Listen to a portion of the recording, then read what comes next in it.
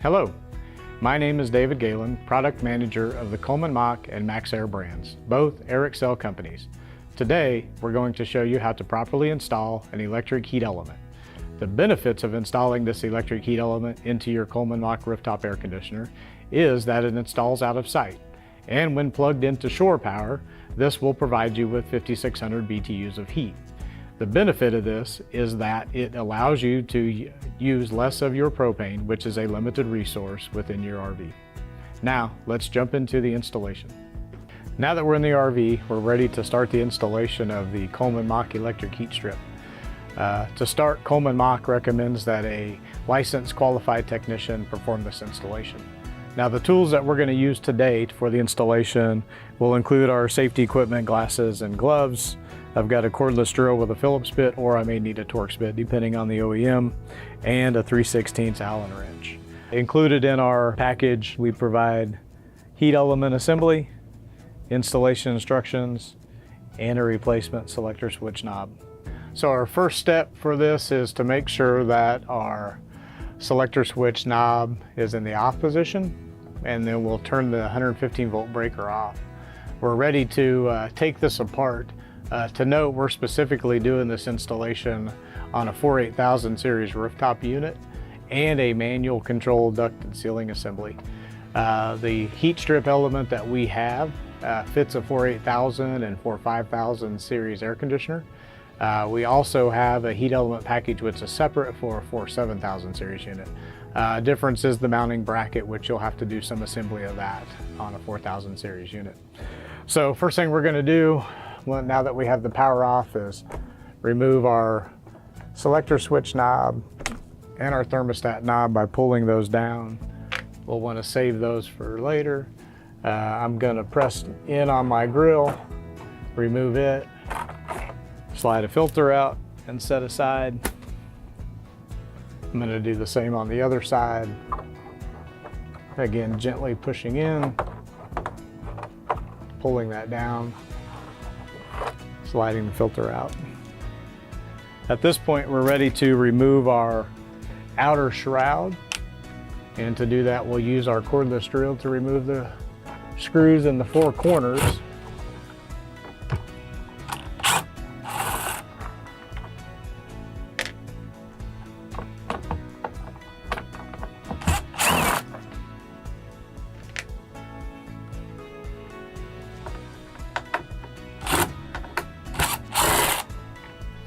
And when I go to take out this last screw, I do need to support this with one hand, as it will want to drop when I remove this screw.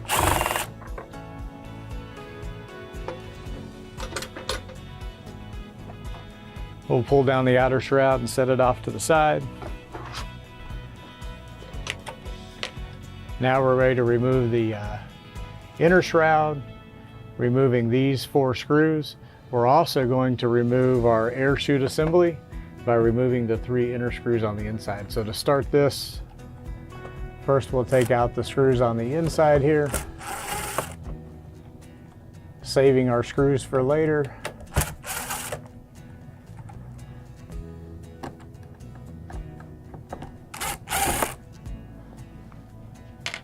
Now we're ready to remove our inner chute screws.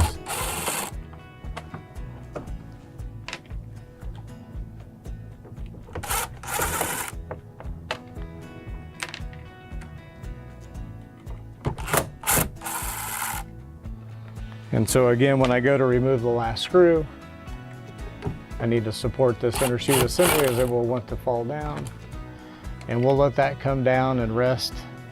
The 9-pin from the rooftop unit and the high voltage Romex wire will support this assembly.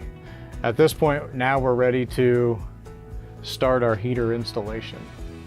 So with our air chute assembly down, the first thing I'm going to do is remove this black safety cap over the 2-pin plug. This is eventually where we're going to plug the heat element assembly into. Now for installation, we've identified here on our upper unit to install optional electric heat or air purifier at this location. So our heat element is going to come over here and fit right up over this flange. So it's important to note that you can either have a heat strip or a air purifier, but you cannot use both at the same time as they install in the same location. So let me get my gloves on here now that we're up in the rooftop unit working around the metal flanges. First thing we do is when we provide this heat element, this set screw is actually set down to that bottom position. We need to back that out so we're able to slide up over that flange and down. So I'm going to take this heat strip, I'm going to push it up into the opening at an angle, come back across, and then we're going to set our heat element flange down over, and then we're going to work to center that in the opening. So important to note that once we have this up in here, we need to make sure that we are very mindful of the routing of any of the wiring, including the 9-pin cable. We need to keep that away from the sheath of the heat element as it gets very warm. On a ducted wall control system that would have a control box up in here versus a manual control, there will be a lot more low voltage wires. We need to be mindful of those as well to route them down away from the sheath of the heat element, as well as tie those such that we're not blocking airflow into the return of the opening. So those are all very important items. I'll go ahead and use my 3/16 to tighten the heat element up, and we want to tighten that such that we take away any movement in that heat element so that it cannot come loose and fall. So we're going to tighten this down until this heat element is secure in place here. We talked about a 3/16 Allen wrench. I've got a ratcheting tool that speeds this process up a lot faster. So once we've got that installed, now we're ready to plug our 2-pin harness from our heat element into the 2-pin connector that we removed the black plug from. Again, we need to line up as there's a certain way that this pin goes in, so we need to find that, push in until it clips. All right, so now that we have the heat element installed, we're going to reinstall our inner half of our chute assembly. So we'll twist that around. We've got to be careful not to pinch any of the wires as we're pushing this back up in. And then we'll find the mounting locations on the mount frame and screw this back into place.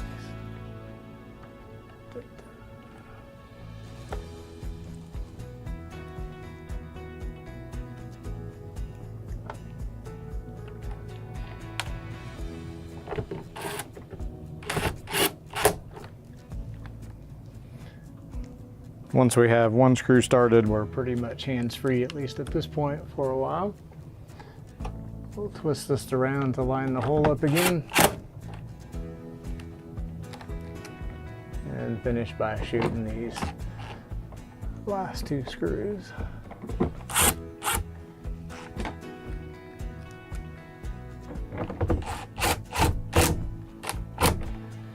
Now that we have the inner chute secured, we need to reattach our duct chute assembly here using the 3 screws again.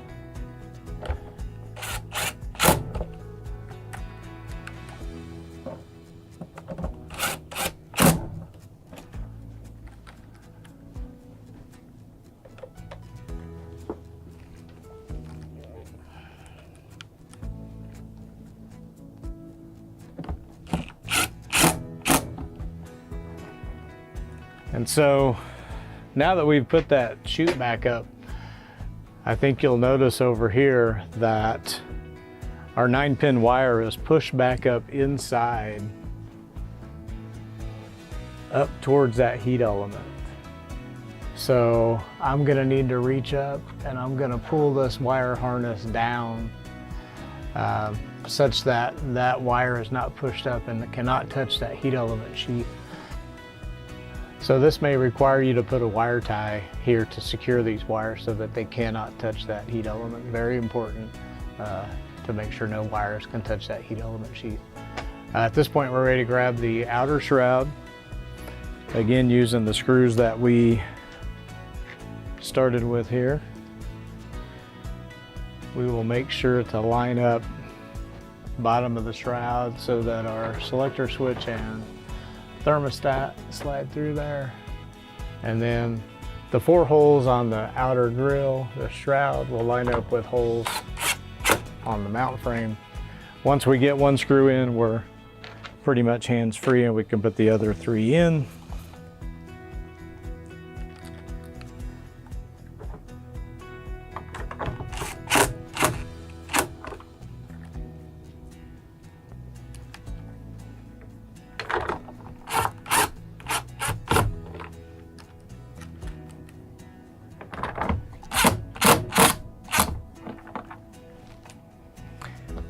Now that those are back in place, we can grab our filters and grills. Slide that in. We'll start on the grill towards the bottom with the 2, and then bend our grill so that we snap in those 3 locations, and repeat the same thing on the other side.